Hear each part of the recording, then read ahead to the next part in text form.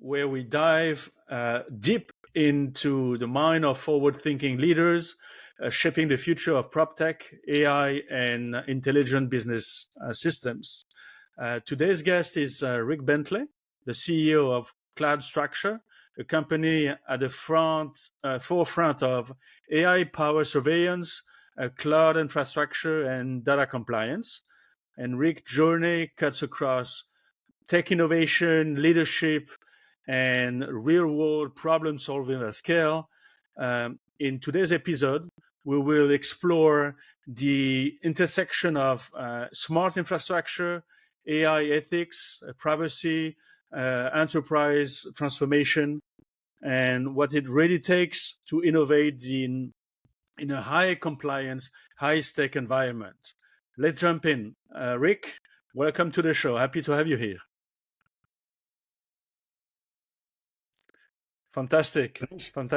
Very happy to have you here. Let's kick things off with a bit about your background. You have worked at the age of innovation for a while now. What's the story behind your journey into tech and eventually launching Cloudastructure? Yeah, well, I went to UC Berkeley. I got a bachelor's in physics and a master's in engineering. And I went to work in Silicon Valley, which is a great place to take the road of hard knocks for entrepreneurship and tech, right? Worked at small companies that never went anywhere, worked at small companies that went somewhere, and worked at big companies like Google as well. And started a few of my own along the way. Last company I started was backed by SoftBank and eventually bought by Uber. And Cloudastructure, that I'm the founder of now, it's got its own new management team now that it's public on NASDAQ. Its ticker symbol is CSAI. So won some, lost more. I think it's a typical road for entrepreneurs in Silicon Valley. That's beautiful. I love it. What a conversation. What originally attracted you to the problem of space of cloud surveillance and AI? Yeah, well, it's funny. The last company I started, I mentioned, was backed by SoftBank. We had a bunch of money. We had offices south of Market in San Francisco.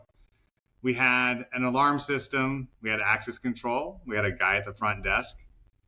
And around lunchtime, someone dressed like you or me walked into our busy, bustling office with lots of new hires in it, picked up someone's laptop computer off of a desk and walked out. And we said, hey, okay, we know that the landlord has video surveillance. So we go to the landlord and say, can you show us the video? And he said, looks like someone unplugged the recorder to plug in the vacuum cleaner and it never got plugged back in again. And so I said, wait. This thing's not monitored? Like, no one knows it gets unplugged? Like, why'd you buy such a cheap system? And he says, look, I'm running Class A real estate in the most expensive market on the planet right now. I'm the definition of price insensitive. I just bought the most expensive system because I don't know anything about it. And I said, wow, this space is really behind. And that was 20 years ago, right?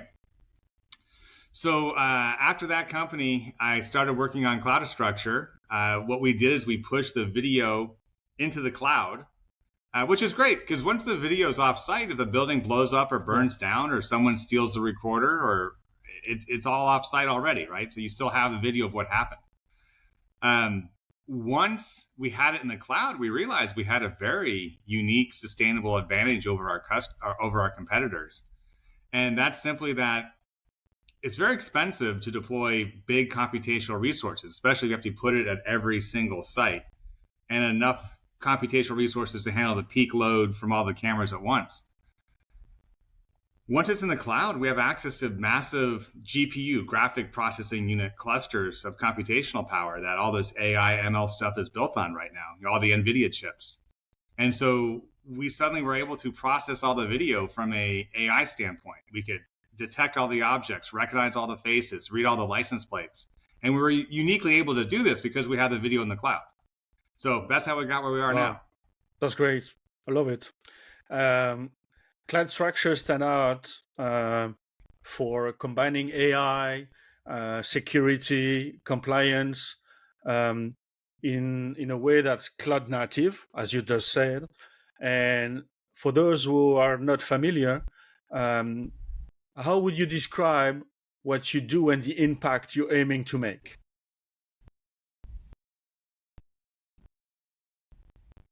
Yeah, well, video surveillance is interesting. It's become ubiquitous. It's almost everywhere. Um, and it's often very ineffective. There's a lot of video out there of people wearing hoodies and sunglasses and a COVID mask breaking into a car while wearing gloves. Great.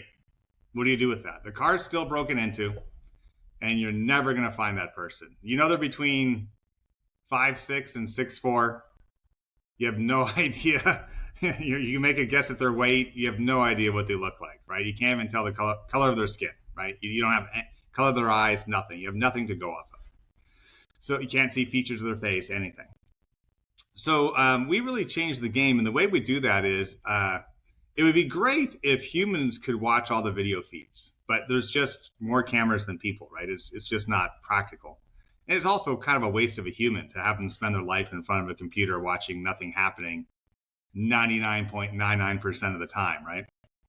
So what we do is we use the AI to look for things that could use human involvement. So a very simple one could be, hey, there are people in the parking garage after midnight at the apartment building, right? That's okay. That's most of the time, that's fine. It's someone getting their car and going to the club or the market or something. But in that time window, it's often people trying to break into cars. Now, the AI is not good at telling the difference between someone breaking into a car and someone whose key is stuck for a moment in the lock or something, right? You know, AI is not good at those kind of subtle distinctions, but humans are. We're great at that, right? And so what we do is when there's something noteworthy, like people in the garage after midnight, as a course example, that video goes to a live agent, to a human in the loop. And then the human not only is now involved, but they're involved in real time. So just like there's network cameras, there's also network speakers. They can press a button on the screen and say, hey, you in the dark hoodie, this is a secure area. You're being monitored by a live agent. You must leave immediately. And 98, 7, 9 times, whatever it is out of 100, they just run away, right? And the impact for that, the value proposition for video surveillance just changed dramatically. From the property management or ownership group, rather than the next morning having 12 really mad tenants in their office because 12 cars got broken into again, right? And they're all trying to get reimbursed or cancel their leases so they can move or whatever, right? While they're trying to show new units to new people walking into an angry mob in the leasing office, right? Instead, there's just a report that says, here's some pictures and a link to the video clip of the guys who tried to break into cars last night. We did a talk down and they ran away. Right? So it turns video surveillance from a forensic after the fact tool, right? After the horse has left the barn, right? Close the gate, into a real-time crime prevention tool. And it's all made possible by the AI. It would be both impractical and, again, a waste of a human to have humans watch all that video all the time. That's it seems so simple, and then again, but I I thought it was too until I felt it, and then I realized how that's why you're on the NASDAQ. Okay, but I mean, I don't know what to ask. What set Cloudastructure apart from the traditional surveillance company? I mean, everybody's on the cloud right now, I guess. What's the difference? Mm-hmm. Yeah, everyone says they're on the cloud right now.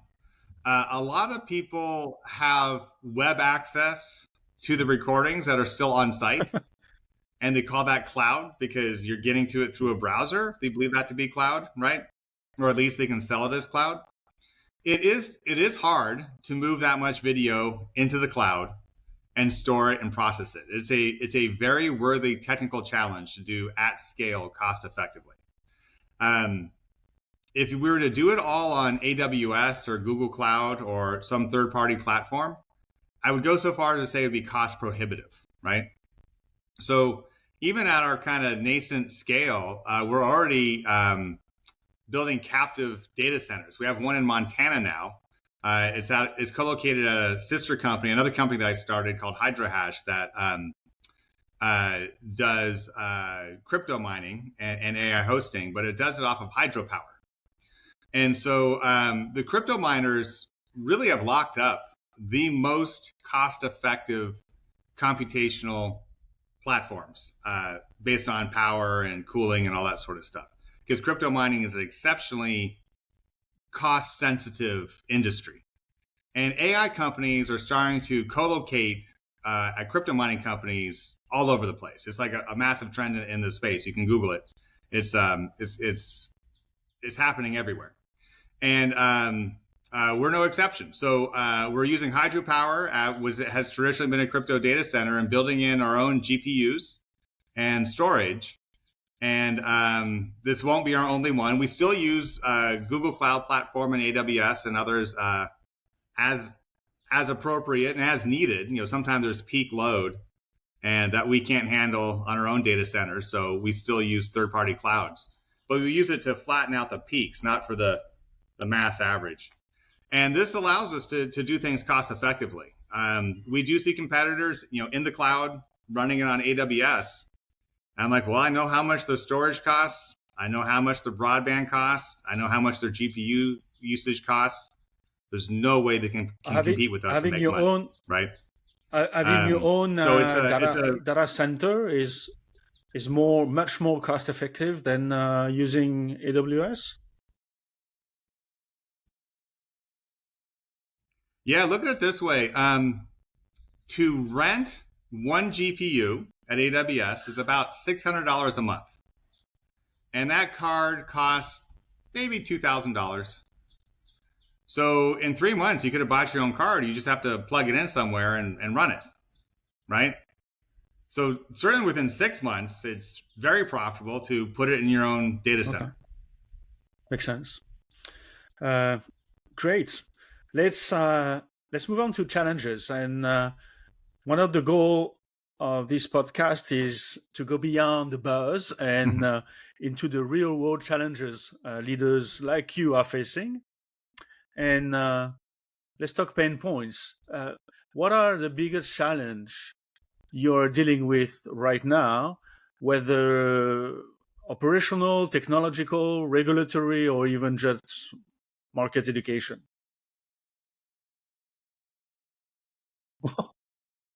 Oh boy. Well, we've had our share of regulatory challenges going public, right? That is not a process I would wish upon anybody.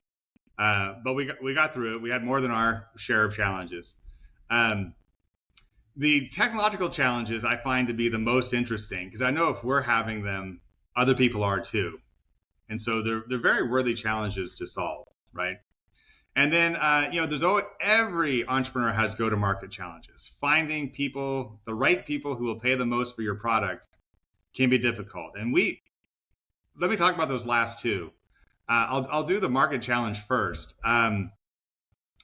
It took us a while to find the right customer. We thought we would do office buildings or retail chains like Home Depot or Walmart or something. Those are difficult for two reasons. The Home Depots and Walmarts, there is a large cadre of security vendors called integrators who will go out there and put together a solution for someone and stick it in and run it. And, they spend a lot of time playing golf with the buyers at those places and buying them drinks and knowing all their kids' names and all that sort of stuff, right? It's just a really tough relationship to break into through and past, right? Especially when you have the new different solution that may be perceived to have more risk just because it's new and different, right? So we didn't get very far there. Plus, there were some technology vendors who went really deep on retail. They were doing point of sale integration so you could see on the video at the checkout line, you could see what the cash register was ringing up at the same time, and you could search off of suspicious looking transactions and see the video immediately and things like that, right? So retail was kind of locked out, and so offices, not that many companies have that many offices, and they got different office managers, and security is just not a huge day-to-day thing for them. But multifamily, the apartment buildings, that ended up being a great fit for us. If you own and or operate hundreds of apartment buildings and each building has dozens of cameras, you have an almost unmanageable problem, right? How do you know how many cameras are up or down right now?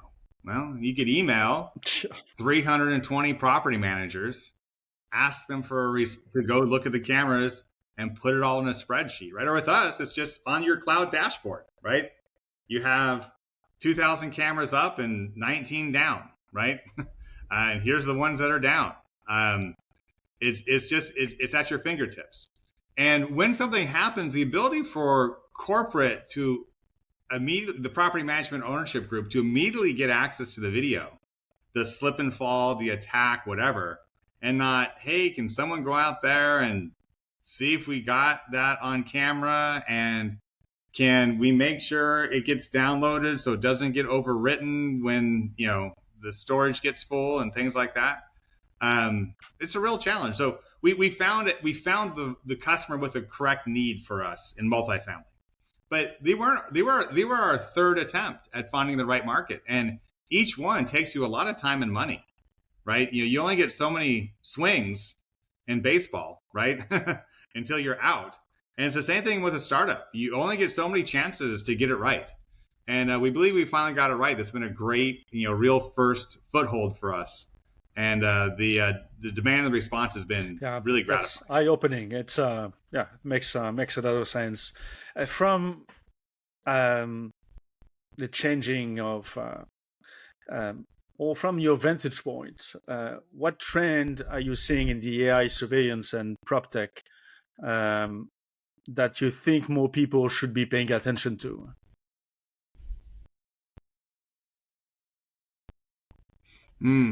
Well, I think remote guarding that we're doing is huge. We're not the only ones doing it. We're the only ones doing it cloud natively, though, right? So I think we're the only ones with the right platform to do it.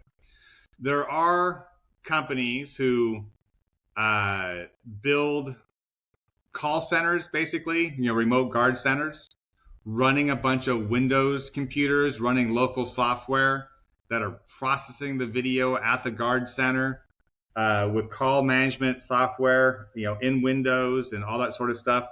All of our stuff is cloud native, so it's all browser based. So, if the guard center catches fire, right? Yeah. All the guards can go in and log in from home if they had to, right? We can move the load anywhere. We put most of our guards in India, not so much because they're inexpensive compared to the US and Europe. They are, but most importantly, at least for the US, when it's midnight here, it's noon there. So they are wide awake, bright-eyed and bushy-tailed, right? Very smart, competent people, ready to go. It's hard to keep, of course, someone up all night and have them be productive, right? So I think remote guarding is a big trend right now because, it turns video from reactive to proactive, right? It actually keeps the damage from occurring rather than just giving you video of someone in a hoodie and COVID mask after the fact. So I say remote guarding is a huge trend. We didn't get to the technical challenges, but one of the big ones is all the generational AI we're seeing right now is all based off of machine learning. The computer is really teaching itself, and that's never going to stop. That's here to stay. Here's an example. Object detection. Let's say you wanted to tell a computer, I want to know every time a car comes through this gate. I want to be able to search for that video, show me cars going through the gate. You have to, as a human, explain to a computer what a car looks like. Sounds easy till you do it. Okay, it's got these two round black things at the bottom called tires. They're kind of rounded on top, except for maybe trucks. They're a little bit different. They're shiny, except for when they're not. The lights in the front are sometimes white, in the back sometimes they're red, on the sides are sometimes yellow. They have 2 doors on a side, maybe one. Maybe it's a minivan with a slider. It could be a truck that's got a, right? It just gets very hard to explain to a computer what a car looks like, right? It sounds easy at first, right? I know what a car looks like. I can explain to a computer. It's very hard.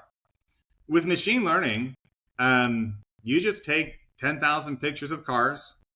You take 50,000 pictures that aren't cars, mailboxes, airplanes, trees, whatever, and you feed that into it, and the computer can now detect cars better than you could ever explain it. It's a million times easier, and it's 100 times more effective.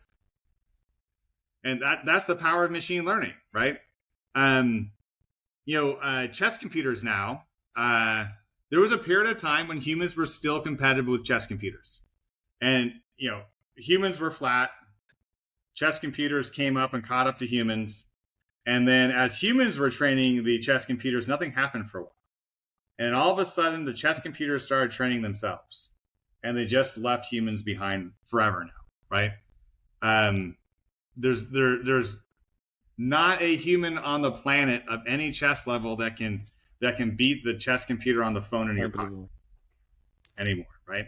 And that's because your phone got so powerful, but also because the computer's teaching itself now. That's fantastic. Yeah. That's machine learning.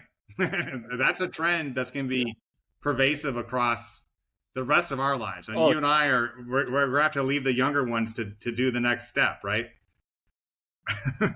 I just love AI lately. Not at your stage, because I guess it's so much more, I guess. But why is AI so hot right now?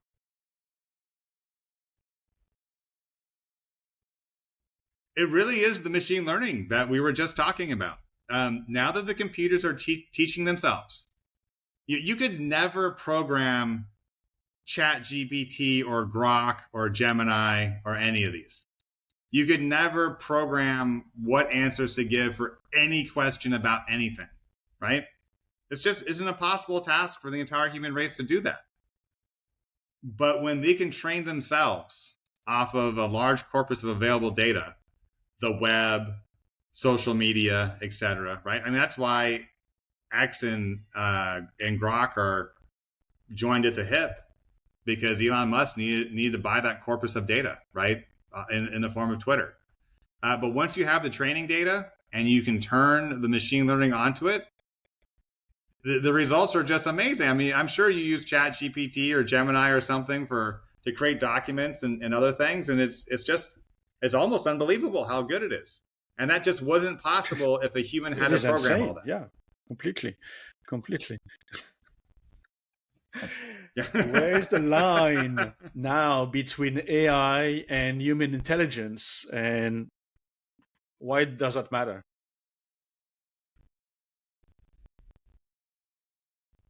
Yeah, we're always pushing that line, at least for computer vision, right? For the AI that we use.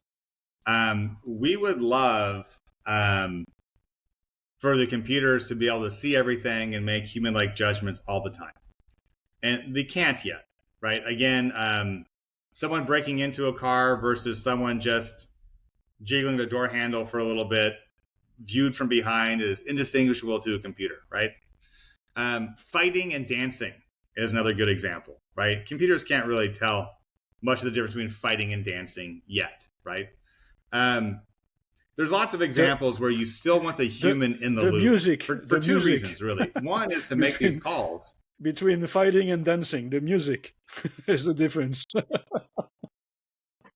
Yeah. Yeah. In the movie, that's one of the cues. That's right. Yeah, that's interesting. I hadn't really thought about that. Yeah. That's a piece of context, isn't it? Well, you want the human in the loop for two reasons. One, they have to make that judgment call. But two, if you're doing it right, every time the human makes the judgment call, you're training the system, right? So you say, hey, I don't know if this is fighting or dancing. A human goes fighting, fighting, dancing, fighting, dancing, dancing, fighting. As they're making the judgment call, they're training the system if you're doing it right. And that's how we do it, right? We take feedback from our guards and we use that to train up our models, right? This is called annotation. So the annotation is very important. For machine learning to work, the computer needs to be given a lot of information. And I mean, more information than you and I will ever process in our brains in our lives, right? Computers can ingest in hours. So where's that information come from? Well, a human at some point needs to say, that's a pig and that's a dog, right? And they need to do that 100,000 times for the computer to understand the difference between a pig and a dog, right? So you can't just send it pictures of pigs and dogs without any labels, without any annotation. You have to label, this is a pig and this is a dog, right? And so all the time, we are using humans to make our vision better, our computer vision better, not our vision for the future, but the actual vision of looking at the video. And that's incredibly important. And it's incredibly important. It's done off of actual video surveillance data. So for example, if you go to Google Images and you type in gun, you're going to get clip art of guns. You're going to see a bunch of guns in profile, right, with no hands on them. It's a clear, perfect picture of a gun, right? It looks nothing like someone shooting a gun, right? No. And so if you're going to build a gun detection system for the shopping mall or something, and it's looking for perfect clip art of guns, it's never going to see one until someone drops a gun on the ground. But when someone's running around shooting, it's not going to see it at all, right? Because it's got hands covering most of it and all that stuff, right? So it's really important you train off of actual video surveillance data if you're looking at video surveillance feeds. A famous example is the U.S. military had a hard time detect. I did 2 USAID consulting gigs in Baghdad, by the way, back in 2004, 2005. And VBIEDs, vehicle-borne improvised explosive devices, a car bomb, was a big deal. It was killing a lot of people, not just the drivers who were suicide bombing, but everyone they could hit. We lost some coworkers to that. I was afraid it was my broadband there. Was it you? No, I don't think it was mine, because mine, I'm in the middle of a city. I'm not on an island. But don't worry. The first thing I did is I typed in Amazon and it came right up. But all right, I'm glad we're back. Where did I lose you? Where I was talking about the U.S. military? Yeah, exactly. The car bombing. Go ahead. I'll be editing all this. No problem. Okay, no problem. So something the U.S. military found out the hard way when it comes to training off of the right kind of data is when they're trying to detect car bombs. I was in Baghdad with USAID in 2004 and 2005 as a consultant there in the rebuilding of Iraq. And a VBIED, a vehicle-borne improvised explosive device, a car bomb, was a real concern. It was killing a lot of people, not just the drivers who were suicide bombing, but a handful of my coworkers as well. Detecting car bombs is a big deal. So if someone thought, hey, we're just going to take pictures of all the cars that blew up before they blew up and compare those to regular cars and see if the computer can find any telltale differences that we're missing, right? It's a good application of machine learning. So they did that. And it turns out if there was sand in the background, the computer thought it was going to blow up. Because all their training data was done off of cars in Iraq that were driving around before they blew up with sand in the background. Right? So their data set was corrupted effectively, right? By this unexpected feature that the computer keyed off of, because it was given thousands of pictures of cars that later blew up and 1,000 pictures of cars that never blew up. But there was a lot more sand in the background of the ones that blew up than the ones that didn't, right? Just because of the training data. So getting good quality training data is important. And in Cloudastructure, we do that off of the actual video feeds. When our guards have downtime, they're actually training the system going. We have special annotation tools for them that helps them train quickly and efficiently. We also do a thing called synthetic vision, where we will create. So, for example, guns in a shopping mall is something, fortunately, there is not much video of, right? It happens very rarely, but it happens. So training off of real world data for that, there's just not enough of it. We don't want any more. No one go and make some for us. But there's just not much of it. So we can synthetically create what that would look like using generative AI to generate these images and even videos that are very realistic. And then we can take that, mix it with the real world data we have, and use that for training.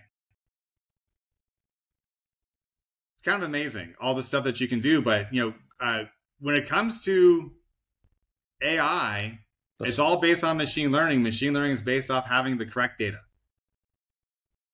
And a lot of machine learning or LLM, no, we say, large. Large, LLMs, the large language models. Yeah. So large language models use machine learning, but for their training, right? Because they're ingesting a large, that's the L, the first L, right? amount of data to do it all. They're basically reading the entire internet. Anything they can find for training, every PDF, every appliance manual, everything that everyone ever posted anywhere, these LLMs are ingesting as part of their training. That's all done amazing. With ML, machine learning. Unbelievable. That's awesome.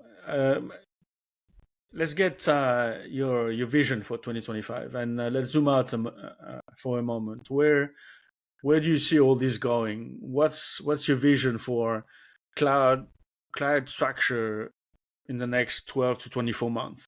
And what kind of transformation do you think we will see in the industry by 2025? Yeah. Here's my opportunity to be publicly wrong, right? But I'll go ahead and love it. Risk it anyway. Excuse me. I think we're going to see more and more amazing things from AI. These large language models, the Groks and the Chat GPTs and the Geminis of the world, they're really just getting started. They're still hallucinating.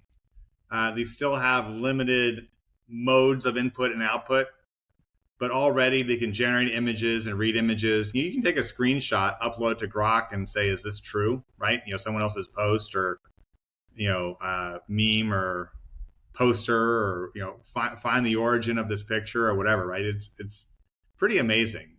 They really do have almost the total sum of human knowledge available at your fingertips in a contextually appropriate format. If you search something on Google, that's really excuse me, that's really outdated now. It'll give you some links to some pages that might have the answer somewhere there if you read it, but an LLM will just give you the answer, right?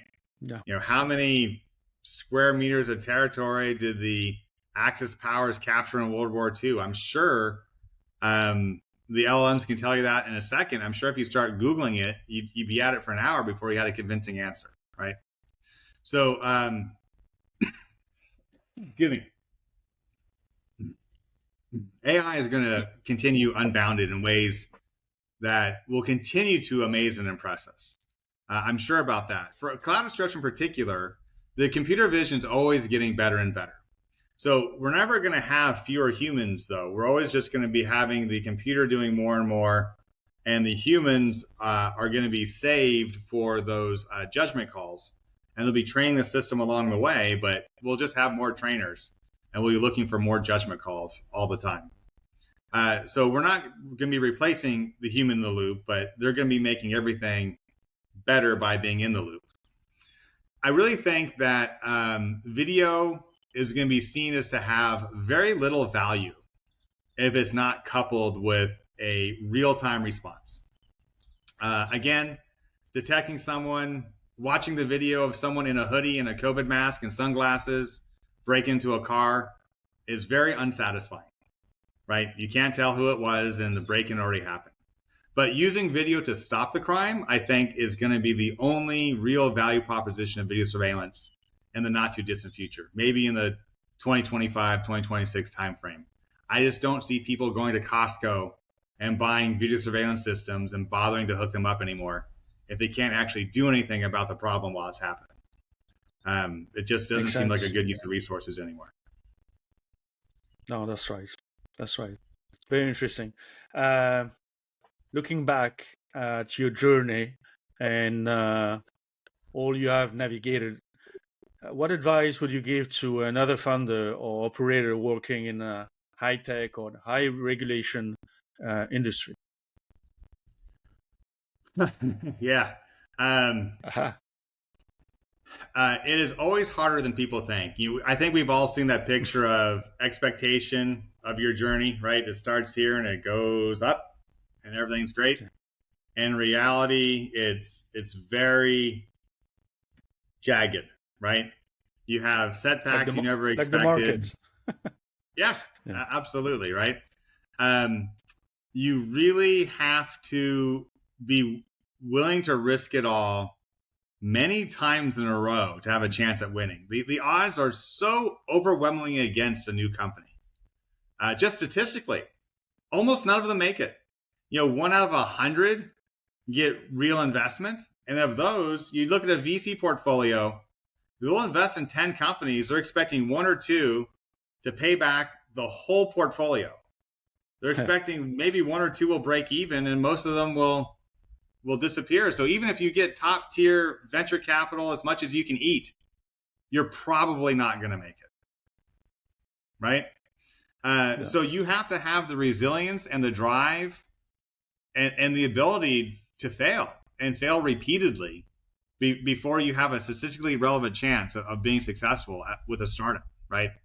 And if you're sitting there thinking, well, I don't have the perfect idea yet, I don't have I don't have everything figured out, you never will. It'll never be perfect, right? And I think someone said, the average millionaire fails 3 times before they're successful. Get the first ones out of the way. Just start now. It doesn't mean you have to quit your day job. In fact, I recommend that you don't until you got a little bit of traction. But it's nice to have that support and direct deposit and health insurance and all that sort of thing, right? But you got to start sometime, and the statistics say you're going to fail. Don't feel bad about it. Pick yourself up and do it again. That's right. We're getting the right mindset also in order to succeed. Yeah, 100%. Everyone's going to tell you why it's not going to work. You have to be able to tell everyone why it's going to work, and you have to bring receipts and prove it, and then you have to be right. And it's hard. It's lonely. It's defeating. You'll lay awake at night saying, "What am I doing?" And then hopefully you'll get the break. And if not, maybe you'll get on the next one, right? But it's just it's irrational behavior to start companies expecting to be successful, right? It's irrational, but we do it anyway. Exactly. Not be afraid of failure. Rick, it has been an awesome conversation. Thank you very much for being so open and generous with your insight. Any final thoughts you'd like to leave us with? Something you're excited about, or a message you want to get out to the broader tech and prop tech community? AI is going to change a lot of things. Everything from generating lease agreements to the security on the site, right? And the entities that adopt it sooner are going to have more operational efficiency, happier tenants, lower vacancy rates, better financials, all that sort of stuff, right? So embrace the AI. It's coming. It's here to stay. Put it to work for you, right? I, for one, welcome our new robot overlords, right? Are you involved in other AI structure or endeavor? I mentioned HydroHash that does crypto mining and some AI hosting now. Oh. And we do that up by Glacier Park, Montana, which is a beautiful place to be. And it runs purely on hydropower. So it's renewable energy.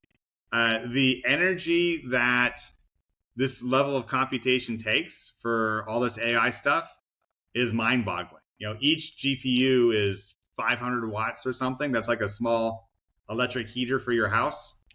And we buy them by the dozens, right? It's just getting rid of the heat is difficult, right? That's how much energy everything takes. You know, how fast can we throw away the heat fast enough, right? And we're looking for ways to reuse the heat. Can we run a greenhouse in the winter? Can we heat our neighbors' buildings? You know, what can we do with the excess heat, right? But it's just fascinating to me how the chip fabrication plants are making these GPUs like crazy. As fast as NVIDIA can make them, they're selling them. You can see what NVIDIA has done from a market cap standpoint and everything else over the years. Just a lot of the human resources of this planet are going to AI right now, just in the form of energy. Yeah. Okay. I got it. You won't need a partner, by the way, or can you adopt me? Yeah. if you like hard work for no money, it's being an entrepreneur is awesome. Yeah, sure.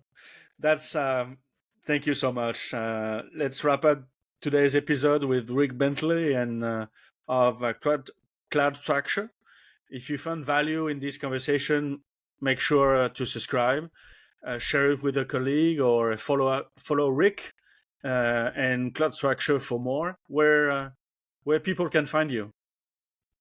Well, the best one is cloudastructure.com. That's cloudastructure.com. We have a whole press section there that's updating about the company and what we're doing. And we have some really cool videos up there. If you want to see thieves trying to steal something and a remote guard talking down to them and then running away in the most hilarious manner, bunch of videos that our marketing department has up there for you to enjoy.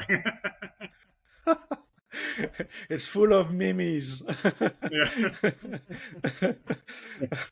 Fantastic. We'll be back soon with more conversation from the front line of AI, prop tech, and any digital innovation. Until next time, thanks for listening. Thank you, Rick. Thanks a lot. See you very, very soon. Thank you very much. Yeah. Bye-bye.